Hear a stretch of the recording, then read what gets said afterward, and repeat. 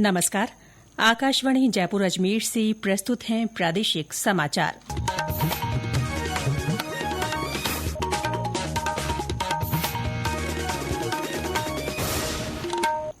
समाचारों के साथ मैं ऋतिका गुप्ता। प्रधानमंत्री जन धन योजना को आज 11 वर्ष पूरे हो गए हैं। ये दुनिया की सबसे बड़ी वित्तीय समावेशन पहलों में से एक है। प्रधानमंत्री नरेंद्र मोदी ने 15 अगस्त 2014 को लाल किले की प्राचीर से इस पहल की घोषणा की थी। 28 अगस्त को कार्यक्रम का शुभारंभ करते हुए प्रधानमंत्री ने इस अवसर को गरीबों की दुष्चक्र से मुक्ति का उत्सव बताया था। इस योजना का उद्देश्य व्यापक वित्तीय समावेशन लाना और देश के सभी परिवारों को बैंकिंग सेवाएं प्रदान करना है। ये योजना बुनियादी बचत बैंक खाते की उपलब्धता, आवश्यकता आधारित ऋण, धन प्रेषण सुविधा, बीमा और पेंशन जैसी कई वित्तीय सेवाओं तक पहुंच सुनिश्चित करती है। इस योजना के तहत 56 करोड़ से ज्यादा जन धन खाते खोले जा चुके हैं। जरूरतमंद महिलाओं के जन धन खातों में केंद्र सरकार ने अब तक 31,000 करोड़ रुपए की राशि की मदद की है। इस योजना के तहत किसी भी बैंक शाखा या बैंक मित्र आउटलेट में जीरो बैलेंस पर खाता खोला जा सकता है। केंद्र सरकार ने कच्चे कपास के आयात पर कर छूट इस साल 31 दिसंबर तक बढ़ाने का फैसला किया है।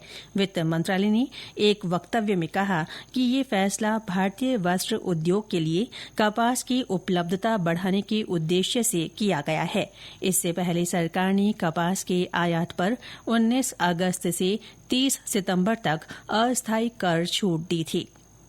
भारतीय विशिष्ट पहचान प्राधिकरण UIDAI ने देश भर के स्कूलों से 5 से 15 वर्ष की आयु के बच्चों के लिए समय पर आधार अनिवार्य बायोमेट्रिक अपडेट सुनिश्चित करने को कहा है। प्राधिकरण के कार्यकारी अधिकारी भुवनेश कुमार ने इस संबंध में सभी राज्यों और केंद्र शासित प्रदेशों के मुख्य सचिवों को पत्र लिखकर इससे संबंधित शिविर आयोजित करने में सहयोग करने का अनुरोध किया। इलेक्ट्रॉनिक्स और सूचना प्रौद्योगिकी मंत्रालय ने एक बयान में कहा कि UIDAI और शिक्षा मंत्रालय ने लगभग 17 करोड़ बच्चों के लिए unified district information system for education plus platform पर आधार में लंबित अपडेट को आसान बनाने के लिए भी सहयोग किया है। ये प्लेटफॉर्म स्कूली शिक्षा और साक्षरता विभाग के अंतर्गत एक शैक्षिक प्रबंधन सूचना प्रणाली है और स्कूली शिक्षा से संबंधित आंकड़े एकत्र करता है। प्रदेश भर में आज ऋषि पंचमी का पर्व मनाया जा रहा है। इस अवसर पर जलाशयों के किनारे सप्तऋषियों की पूजा अर्चना कर श्रावणी कर्म किया जा रहा है। पाली के सिरेघाट पर महिलाएं सुबह से ही व्रत रखकर सप्तऋषियों को तर्पण अर्पित कर रही हैं। साथ ही विभिन्न समाजों की ओर से हवन का भी आयोजन किया जा रहा है। उधर धौलपुर के तीर्थराज मचकुंड धाम पर आज से कौमी एकता के प्रतीक 2 दिवसीय देव छठ मेला भर रहा है। गणेश चतुर्थी के उपलक्ष्य में आज जयपुर की मोती डूंगरी से भगवान गणेश की शोभा यात्रा निकाली जाएगी।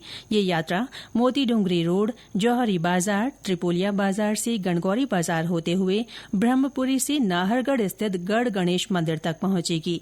इस बार शोभा यात्रा का मुख्य आकर्षण 25 स्वचालित और 60 सजीव प्रतिमा स्वरूप झांकियां होंगी। इनमें गणेश जी को अलग अलग मुद्राओं और रूपों में दर्शाया जाएगा। शोभा यात्रा के दौरान यातायात में बदलाव किया गया है। इस दौरान सुरक्षा के भी पुख्ता इंतजाम किए गए हैं। प्रधानमंत्री नरेंद्र मोदी का आकाशवाणी से प्रसारित होने वाला मासिक कार्यक्रम मन की बात इस बार 31 अगस्त को होगा। ये इस कार्यक्रम की 125वीं कड़ी होगी। इसके लिए सुझाव टोल फ्री नंबर 1800-117800 पर भेजे जा सकते हैं। नरेंद्र मोदी ऐप और MyGov ओपन फोरम के माध्यम से भी विचार भेजे जा सकते हैं। ये सुझाव 29 अगस्त तक स्वीकार किए जाएंगे। इसके साथ ही प्रादेशिक समाचार बुलेटिन समाप्त हुआ। हमारा अगला बुलेटिन शाम 6:30 बजे प्रसारित होगा। नमस्कार।